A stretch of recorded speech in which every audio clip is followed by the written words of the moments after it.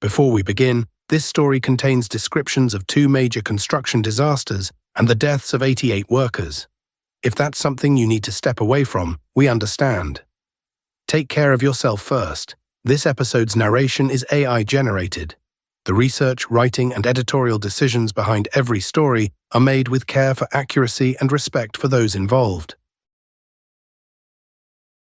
In 1907, a bridge being built across the St. Lawrence River collapsed in 15 seconds, killing 75 workers. 9 years later, they tried again. The new bridge fell into the same river, killing 13 more. It took 3 attempts to build a bridge that still stands today. You're listening to the Unlit Room. Every story in here actually happened. That's the part that should scare you. New stories every day, Monday through Saturday. Today, the bridge that killed twice, and what happens when ambition meets the laws of physics. The city of Quebec sits on the north shore of the St. Lawrence River, one of the widest, deepest rivers in North America. For 50 years, crossing it meant a ferry or a long detour. In 1897, Prime Minister Wilfrid Law EI's government revived the Quebec Bridge Company. They would build a cantilever bridge, a design where 2 arms extend from opposite shores, meeting in the middle with no support from below. It would be the longest cantilever span in the world. Construction began in 1903. The Phoenix Bridge Company was hired to build it. Edward Hoare was named chief engineer, a competent man, but with one problem. He had never worked on a cantilever bridge longer than 300 feet. This one would be 1,800 feet. Theodore Cooper was brought in as consulting engineer. Cooper was a legend, the man who designed the 6th Street Bridge in Pittsburgh, the Seekonk River Bridge in Rhode Island. He knew cantilever bridges better than almost anyone alive, and he made a decision that would save time and money. The preliminary calculations from the original 1899 design didn't need to be rechecked. The bridge would be built using numbers that were already 7 years old. By 1904, the south arm of the bridge was taking shape. Steel members, massive compression cords that carried the bridge's weight, extended out over the St. Lawrence. 86 ironworkers climbed those beams every day. The work was dangerous, but the pay was good. And the bridge was a source of pride. Quebec was finally crossing the river. In the summer of 1907, Norman Claw, the site engineer, started noticing something. The structural members were bending, not a little, several inches. The bridge was distorting under its own weight. Claw measured the deflections. He documented them. And on August 27, 1907, he wrote a letter to Theodore Cooper in New York. A letter, not a telegram. Cooper received the letter and immediately understood what it meant. The bridge was buckling. It was failing before it was even finished. On August 29th, 2 days after Claw's letter, Cooper sent a telegram to the Phoenix Bridge Company. Add no more load to bridge till after due consideration of facts. In 1907, a telegram could travel from New York to Quebec in hours. It was one of the fastest ways to send urgent information across hundreds of miles. The problem wasn't speed. The problem was the last 15 minutes. Micro Cliffhanger 1. Cooper's telegram arrived at the Phoenix Bridge Company offices in Quebec. The construction site, where 86 men were working on the bridge that afternoon, was 15 minutes away on foot. The message was never passed along. August 29, 1907, 5:30 in the afternoon. The workday was almost over. 86 men were on the bridge, most of them on the south arm, the part extending out over the St. Lawrence. Someone heard a sound like a rifle shot. Then another, and another. The massive steel compression members, the cords that carried the bridge's weight, were snapping, not bending, snapping.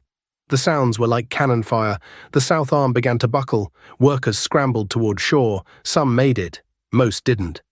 15 seconds after the first sound, the entire south arm and part of the central section collapsed into the St. Lawrence River, 19,000 tons of steel, 150 feet down.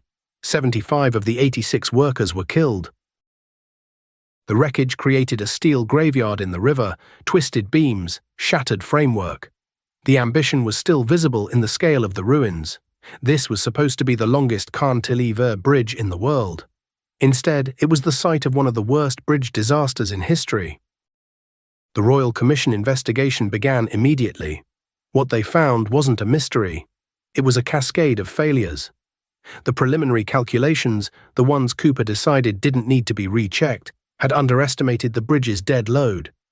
The weight of the steel itself, the compression members weren't strong enough to support the structure they were holding up.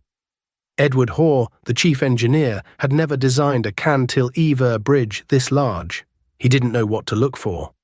Norman Merclaw, the site engineer, noticed the problems, but he wrote a letter instead of sending a telegram. And Theodore Cooper, the consulting engineer who was supposed to catch these mistakes, was in New York. He'd never visited the construction site, not once. He reviewed reports and drawings, but he never saw the bridge with his own eyes. The Royal Commission's conclusion was clear. The collapse was preventable, at multiple points. There was one more detail. In July of 1903, 4 years before the collapse, an engineer named R.C. Douglas had opposed the original calculations. He raised concerns about the design. He was removed from the project.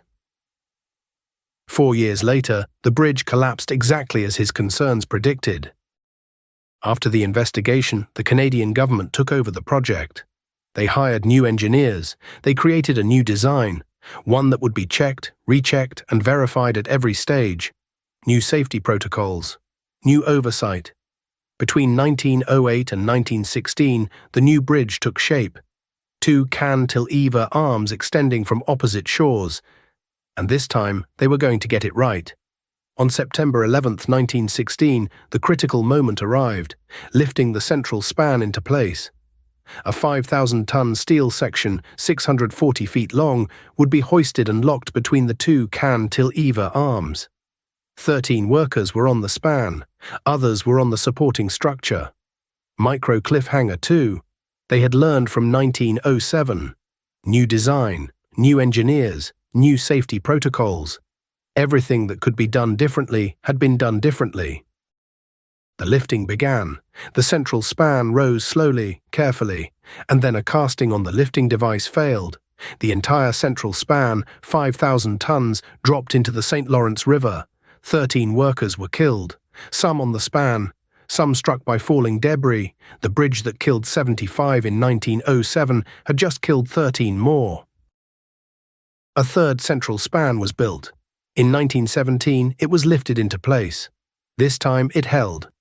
On December 3, 1919, 32 years after the project was first authorized, the Quebec Bridge opened to traffic.